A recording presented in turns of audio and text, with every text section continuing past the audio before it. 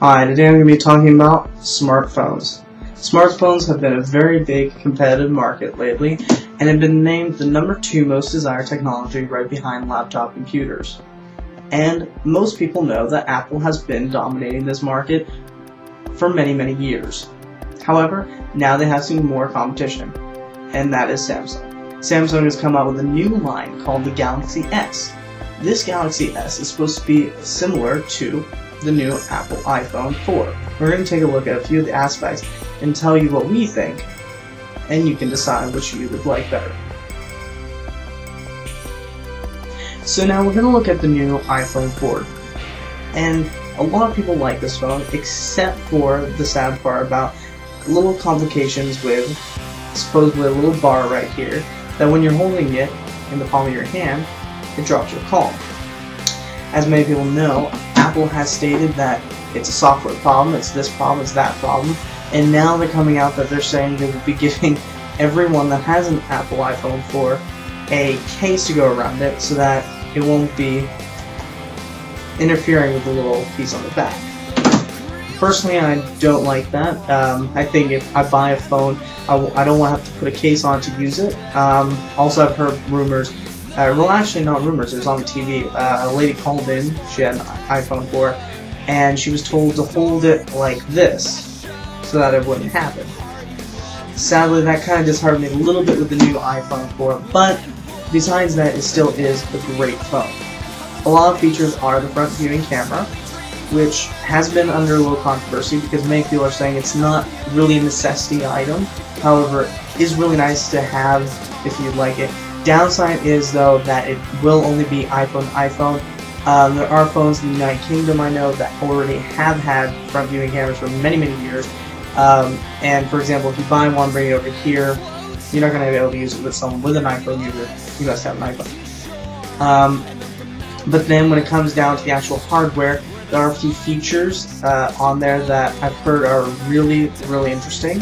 However, really, there aren't too many more bells and whistles from their iPhone 3GS. You can now have your own background, things like that, a few more customizable aspects, but besides that, not too much of a difference. Obviously a redesign, which is a really nice redesign, and it has a new coating on it. I've heard that you won't actually leave fingerprints, which that's actually really nice on the front and back. Really nice little piece there. Also, it has a new upgraded 5-megapixel camera, and finally has a flash. And overall, a little bit better. I gotta say, I liked how Apple actually upped their game and did fill in the little cracks that the iPhone 3G didn't have, and the S came out, and that still didn't make it. But this one, I think, it did hit it on. The main thing is I hope they do fix the bar in the back, because that will be a little bit downside. Because I know I wouldn't buy it if that had a problem.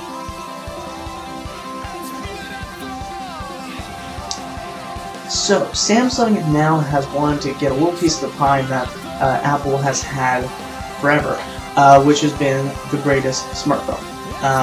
Many people, I know, don't agree with that statement, but they have had the numbers which would dub them the greatest smartphone around. Except for now, Samsung said, "Nuh-uh, we're coming out with our new Galaxy S."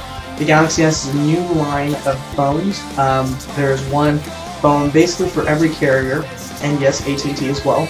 But the one I'm talking about today is the Samsung Vibrant. Here's a picture of the Samsung Vibrant. As you can see, it is very similar to the old Apple iPhone 3G. I'm wondering, coincidence or not coincidence? You be the judge. Nevertheless, it is a great looking phone. Really nice back, really nice front. I like the little bit of chrome and everything. Very bright. A few of the features that this phone offers is it has a super, now they made this very clear, super AMOLED screen, which is supposed to be exquisite color, very vivid. I've seen in the store, it is very vivid, very great. Great for watching TV, movies, whatnot. It comes pre-downloaded with Avatar, which was kind of a little parting piece to show off how great a video it could do. It does come with a 8 GB micro SD. It can be expanded up to, I believe, 32 gigabytes is the highest it will be expanded to. It also comes with one game preloaded, well, one big game, which is The Sims 3 Mobile, specifically designated for T-Mobile and for this phone. It's another little piece that you don't really need, but it's another little show-off piece. The nice new thing about this is it does have the panes for sliding. It has about 7-8 panes. I think you can change that. If not, I'm sorry if I'm wrong, but I believe it's 7 actually. And you can basically put anything there, different kind of widgets.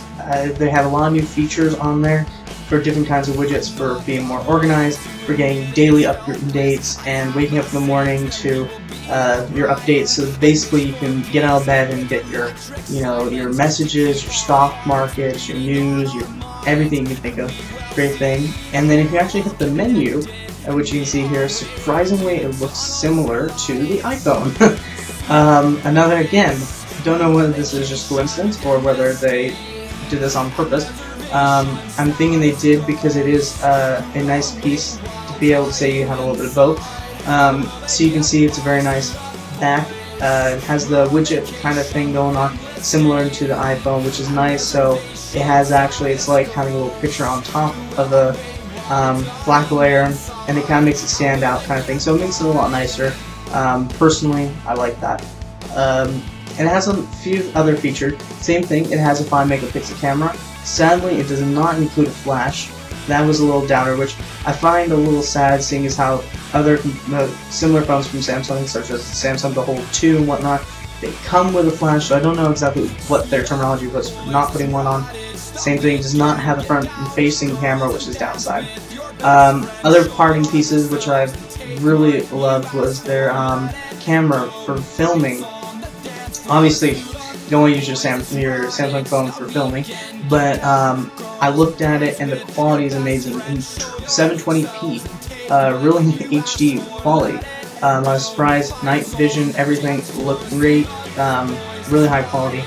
Gotta say, very great phone. Well, I don't want to go on too much more, but both phones are tremendous. The new Galaxy S line in general looks tremendous. Obviously, there's a lot more other smartphones coming out, which I will be looking at more and more, and hopefully putting some more of these up there. Comparing them to none other than the iPhone 4, which has been the king that everyone wants to live up to. So, hope you guys learned a few more things, and have a nice day.